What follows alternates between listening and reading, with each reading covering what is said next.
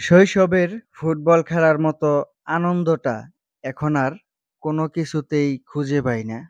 প্রিয় বন্ধুরা, চলার পথে হঠাৎ থেমে গেলাম। বর্তমান ডিজিটাল যুগে মোবাইলে বিভিন্ন ধরনের গেম খেলার মধ্যে ছোট, ছোট ছেলেরা এভাবে বল খেলতেছে, সত্যি অনেকটা আনন্দনীয়। তাই মাঝপথে এসেই থেমে গেলাম খেলা দেখার জন্য।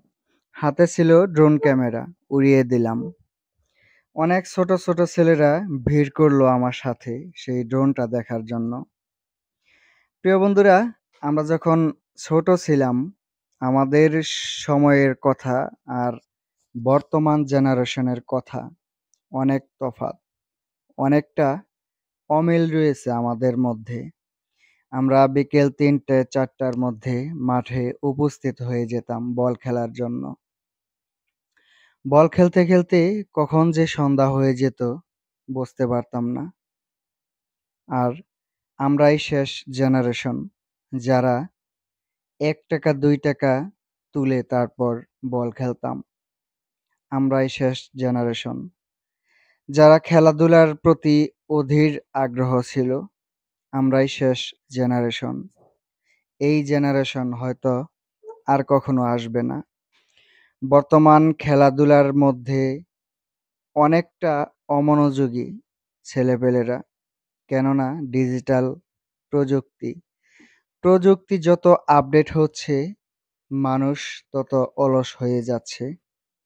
আগে আমরা প্রচুর দৌড়াতাম, খেলাধুলা করতাম। এখন বিশেষ করে ক্রিকেট খেলার মধ্যে শর্ট পিচ খেলা নেমেছে, যেগুলা ডায়াবেটিস বাড়িয়ে দেয়। আমরা যে খেলাধুলা করতাম আর এখনকার খেলাধুলা অনেকটা তফাৎ।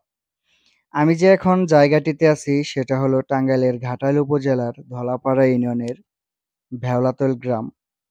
গ্রামের ছোট্ট একটা মাঠ, মাদ্রাসা মাঠ। এই মাঠেই ছোট, ছোট ছেলেরা খেলাধুলা করে যাচ্ছে। পর্যাপ্ত জায়গা নেই। চারিপাশে রয়েছে গাছপালায় ভরা। তারপরও তাদের আনন্দের যেন কোনো কমতি নেই। তাদের সাথে কথা বলে জানলাম প্রত্যেকদিন তারা এভাবেই খেলাধুলা করে থাকে। বিশেষ করে প্রত্যেকটা দিন সবাই এখানে একসাথে হয়ে যায় খেলাধুলা করার জন্য। সত্যি তাদেরকে সাধুবাদ জানাতে হয়।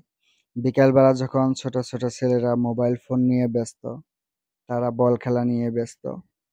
আপনাদের সন্তানদের প্রতি একটু খেয়াল রাখুন। খেলাধুলার প্রতি একটু মনোযোগ দিতে বলুন।